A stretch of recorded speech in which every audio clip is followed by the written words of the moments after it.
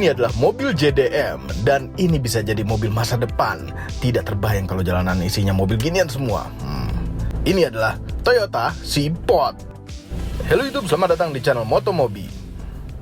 Di Bali ada dua jenis yang bisa disewa, Seaport dan atau Toyota Coms. Toyota Coms ini sudah kami tes dan itu ada di channel Om Mobi. Untuk Toyota C Plus Sport ini kami review secara proper di channel Motomobi ini karena ini mungkin bisa dijual bebas di Indonesia. Mungkin. Sedikit sejarah mengenai Seaport. Dulu tahun 1997 Toyota pernah membuat mobil yang namanya e-com. Punya moncong seperti Nissan Juke dan buntut seperti bekicot. Tapi hanya diproduksi 30 unit saja dan hanya untuk rental yang seperti di Bali ini saja. Ya, membuatnya belum serius, bukan untuk produksi massal. Sebenarnya kami tidak tahu ada hubungan sejarah atau tidak, tapi ya sama-sama mobil kecil dan elektrik. Oke, Seaport. Seaport C plus Sport. Kenapa namanya Seaport ya? Kayak cepot gitu. Nggak, kurang pas. Merupakan mobil two-seater macam Smart Fortwo. Sementara Smart Fortwo itu seperti mobil setengah rasanya. Kalau ini seperti mobil seperempat rasanya. Penasaran sekali begitu melihat di internet mobil aneh ini. Dan ini adalah mobil listrik. Untung saja ada di Bali dan langsung kami samperin karena ini benar-benar bisa jadi mobil masa depan. Kecil dan elektrik. Bisa di-charge santai di rumah. Konsumsi listriknya pun pasti tidak banyak karena ini adalah mobil yang kecil, baterainya juga kecil. Kecil bukan main. Ya, electric car. Ini adalah the future of car. Mobil nanti masa depan akan gini, kecil-kecil, elektrik dan praktis. Ya, ini walaupun cuma 2 orang dalamnya, banyak kepraktisan di dalamnya. Nonton video ini sampai habis. Ini adalah mobil JDM K-Car yang tidak menyentuh batasan yang diberlakukan oleh K-Car. Mobil K-Car mendapatkan keringanan pajak di Jepang apabila memenuhi batasan panjang, lebar, tinggi, dan kapasitas mesin yang diberlakukan. Sedangkan Seaport ini masih jauh di batasan maksimal peraturan itu. Panjang total mobil ini hanya 2490 mm, di bawah 2,5 meter. Kecil sekali. Ya, benar-benar kecil. Ini kelihatan di kamera. Pasti kami besar sekali. Enggak, bukan kami yang besar. Memang mobilnya yang kecil. Wheelbase-nya hanya 1780 mm.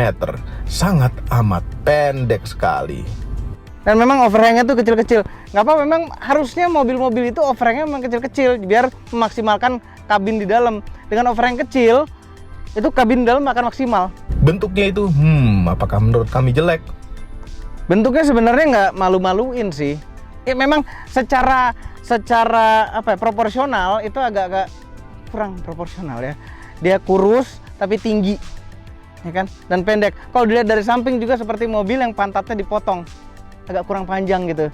Ya karena kaca depan ini landai sekali.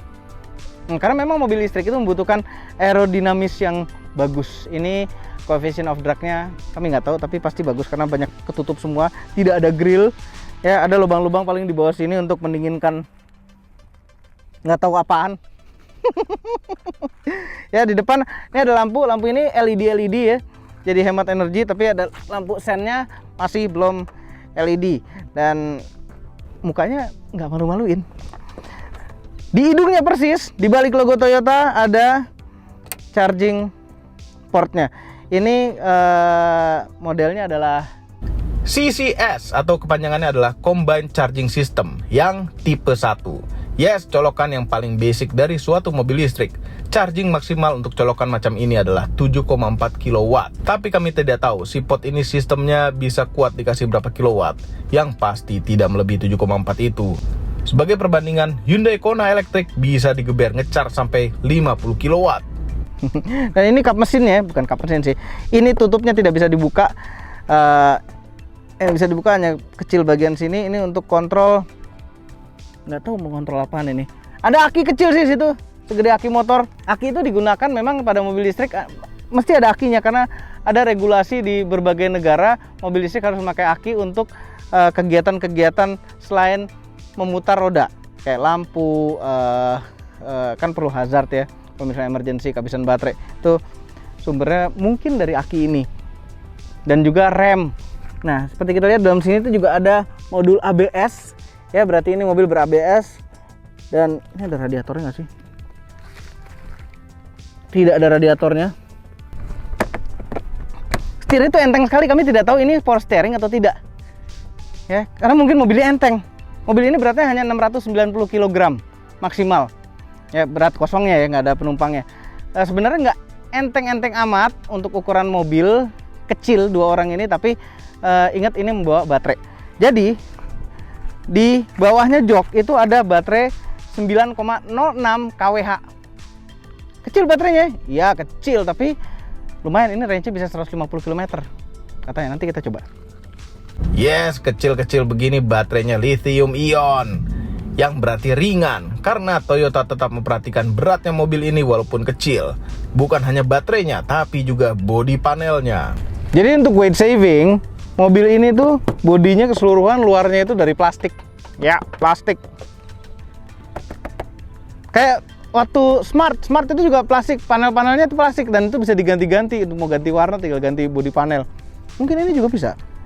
Bannya ini lebarnya hanya 155. Ya, semakin kecil bannya memang semakin hemat karena tapaknya semakin kecil, tapi gripnya akan kurang. Tapi nggak apa-apa karena mobil ini mobil kecil.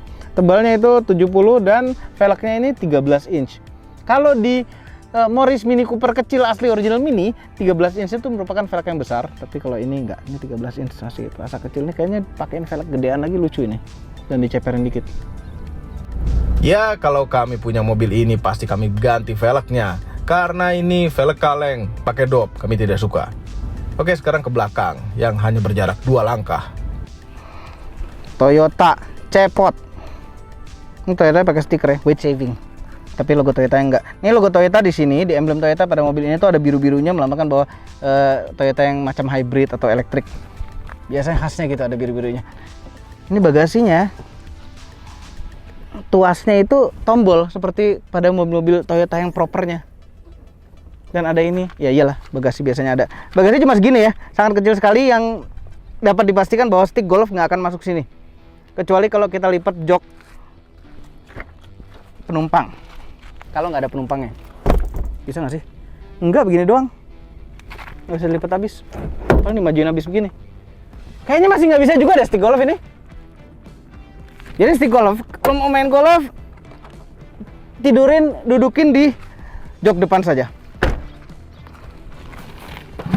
Ini di bawah sini nggak ada apa-apa. Jadi ini motor listriknya ada di belakang. Untuk penggerak roda belakang single gear. Jadi langsung direct. Sangat efisien sekali. Yes, rear engine, rear wheel drive. Tenaga motor listrik ini hanya 12 horsepower. Sangat mengingatkan kami dengan angka-angka horsepower yang biasanya ada pada motor. Lampu sen dan lampu mundur itu masih halogen biasa, tapi yang di atas ini urusan rem dan lampu kecil LED. Dan ada high mount brake lamp. Ini juga high mount loh. Tambah lagi yang tengah.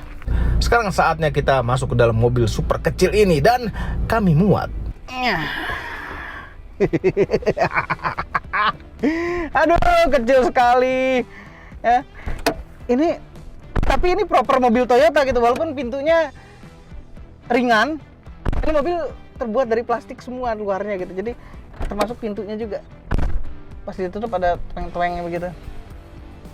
Dan seperti Anda lihat, ini jendelanya itu besar ya. Namun yang ini nggak bisa dibuka, yang paling belakang nggak bisa dibuka, yang bisa dibuka hanya yang tengah. Bukan diengkol tapi digeser.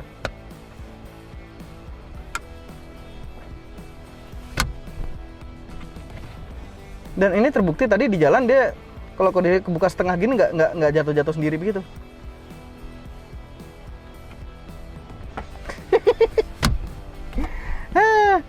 Tapi sebenarnya dibanding di engkol, ini tuh bukanya bisa lebih cepat gitu loh. Nah, interiornya bentuknya sangat amat modern sekali, proper car. Plastik-plastik keras semua.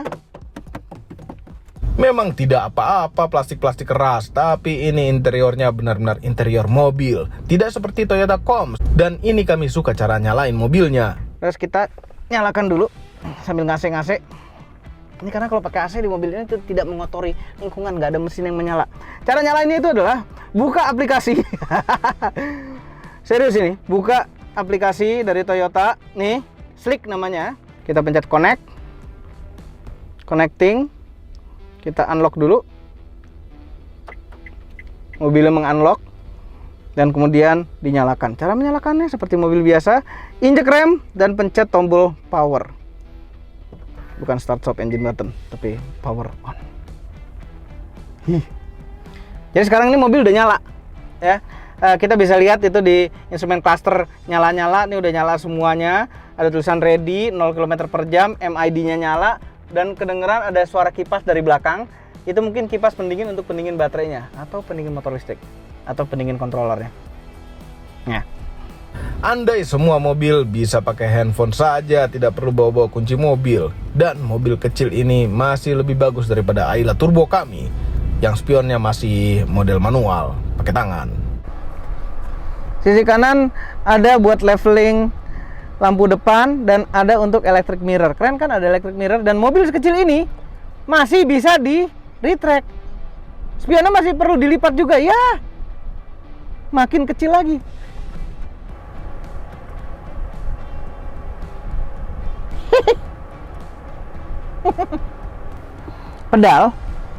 pedal remnya itu walaupun gemuk tapi nggak lebar seperti transmisi otomatis mobil biasa, kecil begini.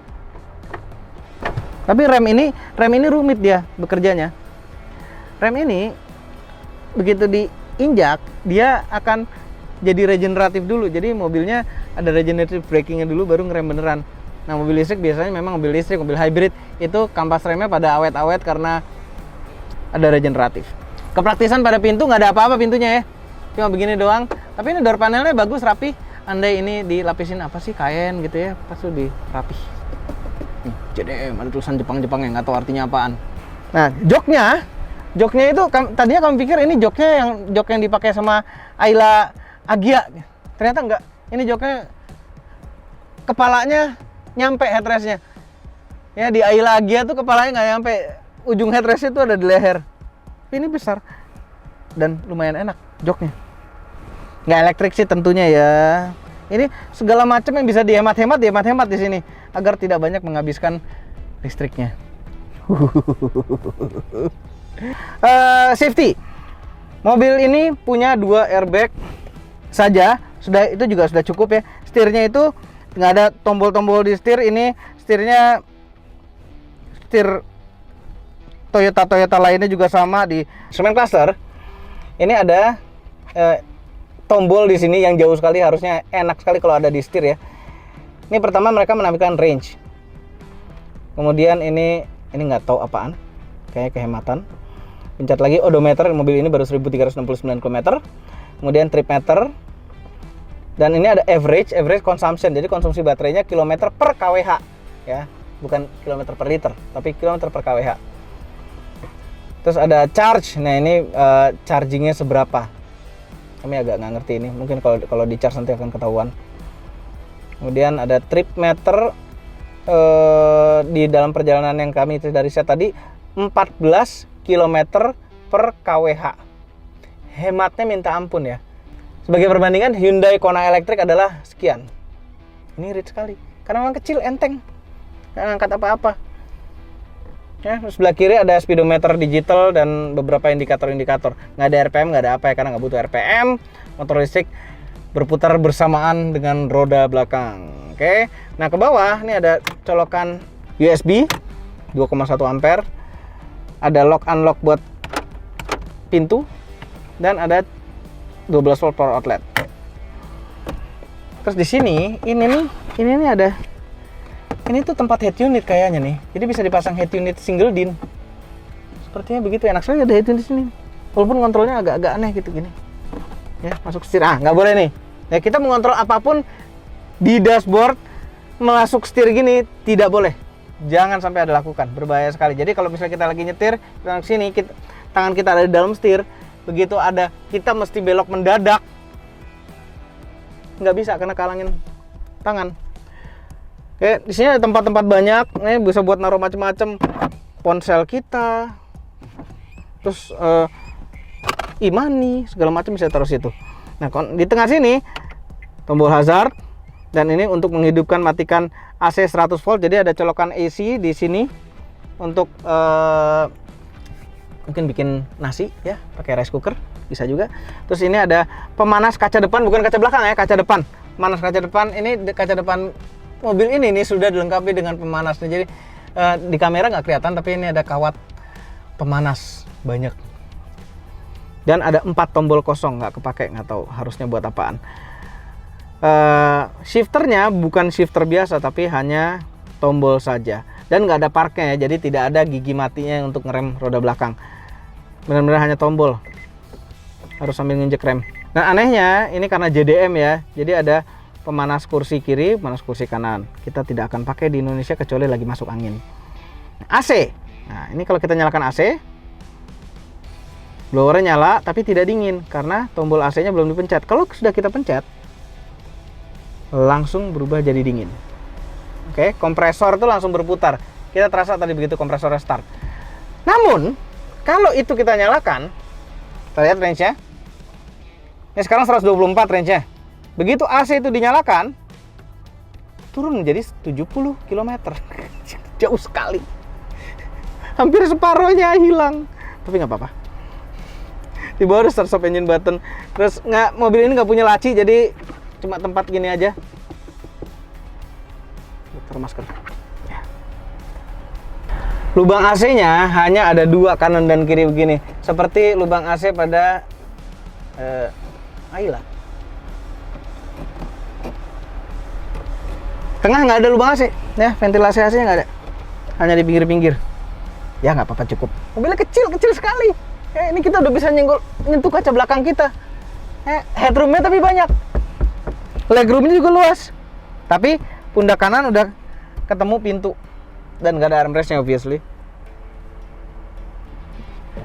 Ada sun visor. Dan sebelah kiri nggak ada vanity mirror-nya, jadi sun visor biasa aja, nggak ada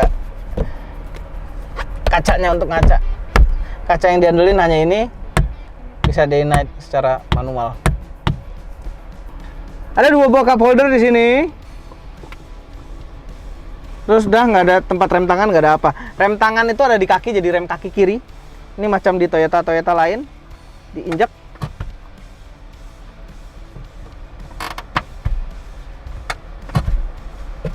Ini footrest-nya ada, nyaman.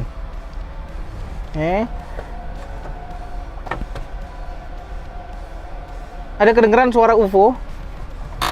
Karena kalau mobil ini bergerak sedikit, kalau kita masuk drive ada suara UFO-nya di luar untuk menandakan bahwa ini ada mobil listrik melewat. Nah itu fitur safety sebenarnya. Kalau misalnya di komplek rumahan gitu ya, banyak anak kecil, banyak orang.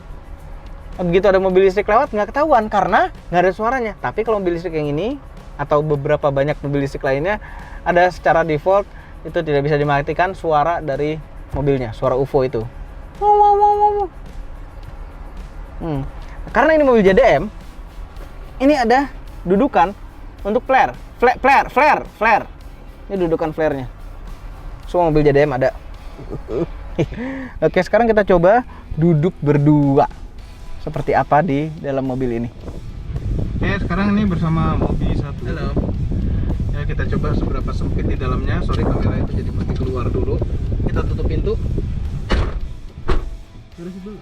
Ada seatbeltnya. Seatbeltnya juga retract. Gimana nih? Ya, tinggal ditarik aja. Ini? Iya, bukan itu bukan seatbelt. Jadi di pinggiran pintu, di pinggiran joknya itu ada ikatan untuk seatbelt, jadi seatbeltnya bisa dipendekin dengan cara mengikat ke bagian bawahnya. Oke. Ini kita sangat berdekatan sendiri sekali, nempel ya. Dia orangnya kurus, kami gemuk, nempel. Ini gimana sama Om Gendut coba? Om Gendut pasti nempel sekali. Terus ini juga tangan kanannya sudah nempel pintu, ini udah nempel penumpang kita. Sangat cocok sekali untuk pacaran sebenarnya. Betul. Ya.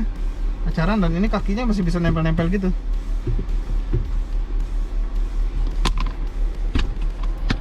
Kaki karena ini bolong jadi bisa nempel gini. Tuh footrest-nya di tengah. Ini luar biasa loh. Dia ada auto lampunya. Auto. Wipernya nggak auto. Tapi ada wiper belakangnya ya? Nggak ada wiper belakangnya. Tapi wiper depannya tuh, wiper depannya besar sekali ya. Dia ingin mencakup satu kaca yang bentuknya kotak ini dengan wiper yang besar sebiji. Kemudian ini posisi duduknya. Paling mundur segini, paling mundur kami tetap nyampe berapa pedalnya. Segini lah pasnya. Terus senderannya udah pas gini. Setirnya apakah bisa teleskopik? Bisa teleskopik, luar biasa. Tilt dan teleskopik. Gitu dong kalau bikin mobil, heran. Yang lain nggak dikasih teleskopik, heran. Mobil gini malah dikasih teleskopik, heran. Harusnya semua mobil bikin tuh pakai teleskopik itu loh. Posisi nyetirnya jadi enak kan? Langsung enak posisi nyetirnya. Nggak bikin mobil defaultnya segini gitu. Jauh. Gini itu. Itu baru bikin mobil. Benar bikin mobil begini. Heran. Nah, seatbelt ya. Itu ada indikator seatbeltnya juga. Kalau kita nggak pakai, mobilnya akan nyala bunyi-bunyi suara seatbelt. Tapi sempit ngambilnya. Saatnya kita jalan. Oh iya, mengenai seatbelt, bentar dulu. Seatbelt itu memang harusnya disangkutin di sini biar nggak repot gitu. Ini kan ada nih, ini kan ada sangkut-sangkutan nih. Ini kalau kita sangkutin, ngambil seatbelt itu nggak akan repot. Ini nih. Seatbelt tuh nggak ngumpet di belakang situ. Nah, kalau misalnya buat anak kecil, sangkutinnya di yang bawah. Nah, ini kan ngambil seatbelt gampang kalau gitu. Yang sebelah sini nggak disangkutin. Kita sangkutin dulu. Saatnya kita jalan. Nah, kalau jalan, kita pencet D. Nah, itu ada kedengaran gluduk suara di motor listriknya. Udah siap-siap ngasih torsi gitu. Itu kita netralin juga terasa torsinya terlepas. Itu kita reverse R. Nah, itu terasa juga torsinya. Kenapa ya? Kenapa mesti pakai begitu ya? Harusnya udah nol aja gitu, kan buang-buang energi. Karena memang kalau kita di drive, ini kayak otomatis biasa. Itu kalau kita, nah ini suara UFO-nya udah kedengeran di luar. Kalau kita lepas rem, dia akan maju. Jadi memang udah ngasih torsi si motor listriknya. Maju dong. Nah.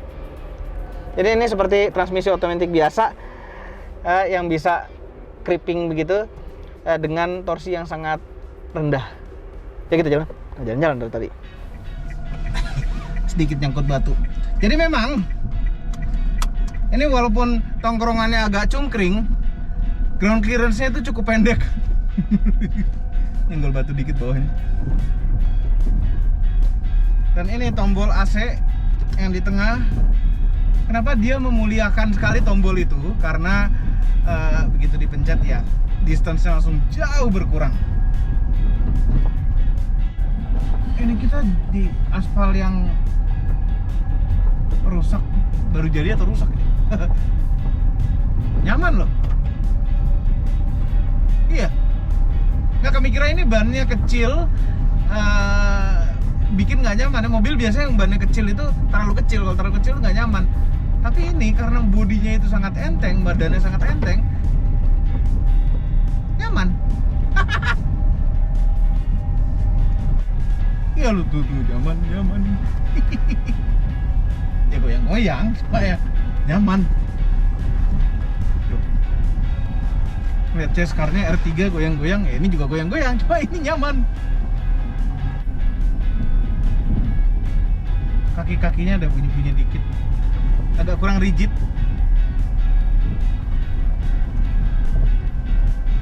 Tapi nggak apa-apa, ini untuk jalan serusak ini baru kedengeran.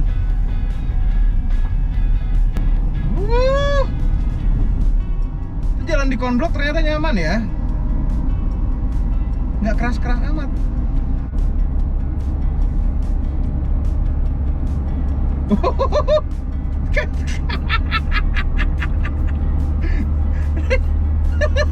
Ini jalur kayak mau kebalik.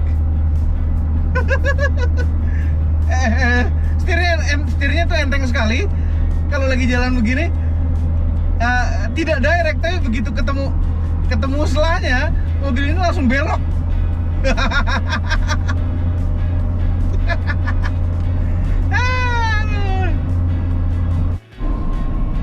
Kegiatan yang cukup gila di mobil sekecil ini adalah Simpel aja, masuk tol.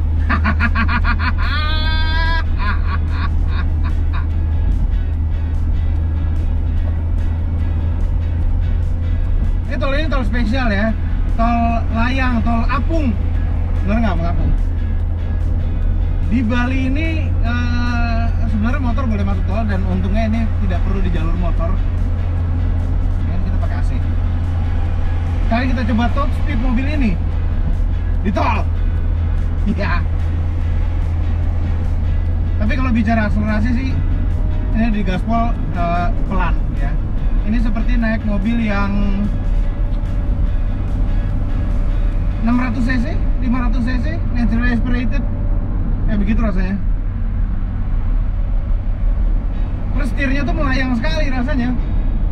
Benar-benar melayang setirnya. Kayak setir ini kayak nggak nempel sama roda depan. Belum nyampe pintu tol udah gaspol. 64 km per jam tanpa AC. Nggak tahu arah angin kemana. Pasti pengaruh arah angin kemana itu. Rem, tol. Remnya agak nggak terlalu gigit. Tapi ini sepertinya remnya pakai servo ya. Nggak hanya otot biasa.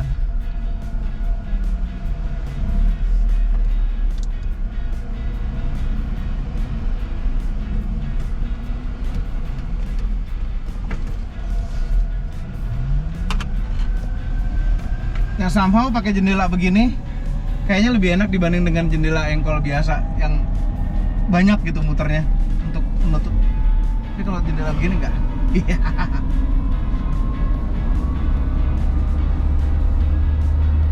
Oke, gaspol. 60, 61, 62, 63. Tadi bisa 64.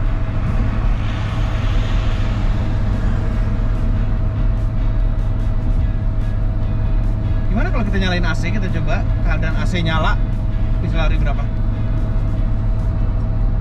Oh, nggak ngaruh karena nggak ada mesin yang untuk dibebani AC itu. AC itu murni listrik yang yang didapatkan dari baterai. Tapi ini setirnya benar-benar melayang, rasanya nggak nempel sama sekali setir.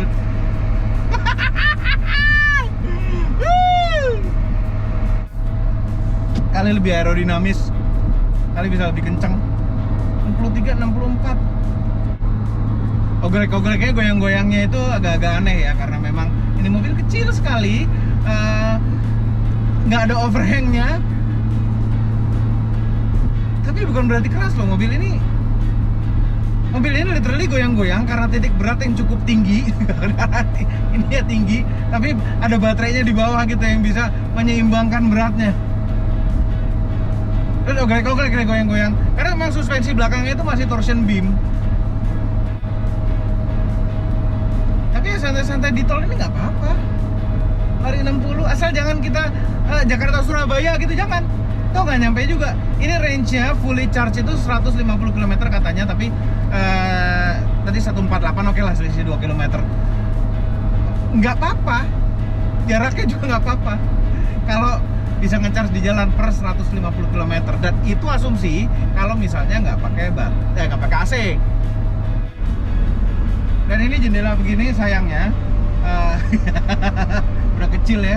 Terus kalau misalnya kita mau naruh sikut di luar begini nggak enak. Selain ketinggian, ini lancip juga ya, kaca. Untung aja ini AC-nya lumayan lah dingin. Proper AC.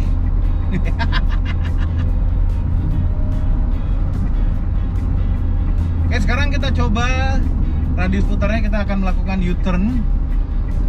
Sehebat apa radius putar mobil kecil ini?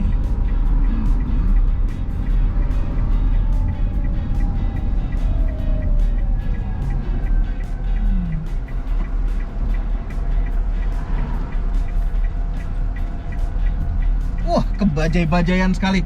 Benar-benar kecil. Gaspol. Nggak lari kemana-mana. Radius putarnya benar-benar kecil sekali. Dan suara motor listriknya itu ada, kedengeran. Ada raungan motor listriknya. Ini kan single gear ya, jadi semakin kencang raungan motor listriknya semakin kencang. Nggak ada pindah gigi, nggak ada apa. Sekarang kita coba 0 ke 100 km per jam.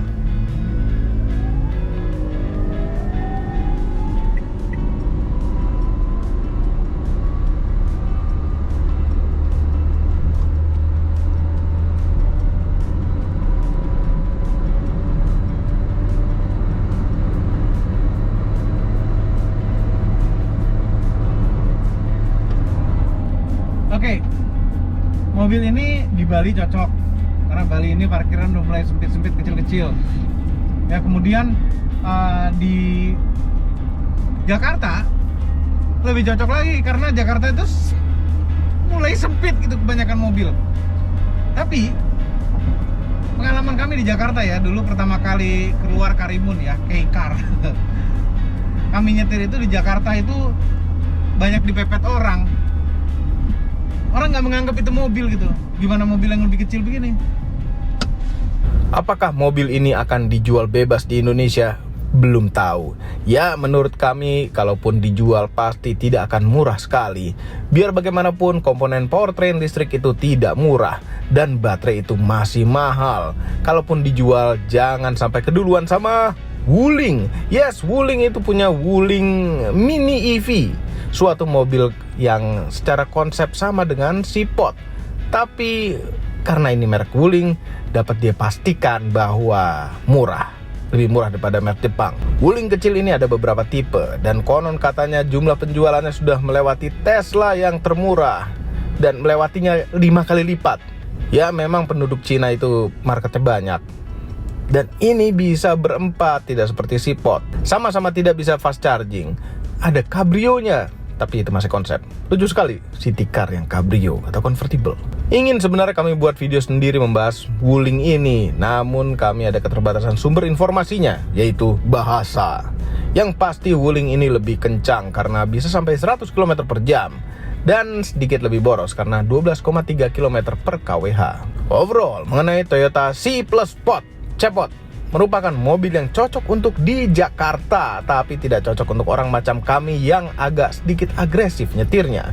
Tapi untuk sebagian besar orang Jakarta mungkin cocok. Walaupun distance-nya itu pas-pasan, tapi untuk berangkat dan pulang kantor saja dan tiap malam di charge tidak ada masalah. Jadi, saran kami seharusnya Toyota berani jual ini dan harus murah dan harus segera dikeluarkan, nanti bisa keduluan Wuling itu. Semua ini adalah opini pribadi saya, kami tim Motomobi tidak dibayar oleh siapapun dan apapun yang terlihat pada video ini. Jangan lupa tekan tombol jempol ke atas dan subscribe channel Motomobi, Omobi, dan Mesmobi apabila belum, berikut dengan tombol loncengnya. Share video ini ke seluruh dunia melalui sosial media Anda dan jangan lupa follow sosial media kami yaitu Instagram. Terima kasih telah menonton.